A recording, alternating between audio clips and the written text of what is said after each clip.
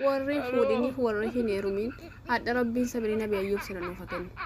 sabrii nabi ayyuub qabu sana rabbi nuuf kennu maaliif hojjettanii guyyaan hadhaa guyyaa addaati guyyaan hadhaa warra jaarsa qabu warra jaartii qabu iidii lammaffaadha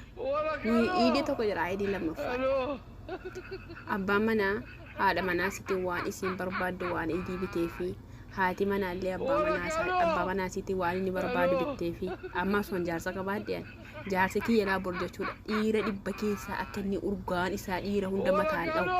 akka dubartiin immoo tuun isa kan argadheettuun godha sila dhiirtiin kun immoo haati manaa mucaa kanaa eenyu kan jedhu shittoo filatamaa biyya rooma sitii qalabee jechuudha waan urgaa bitee fi jaarsa keessaa burgasanii salaata dhaqu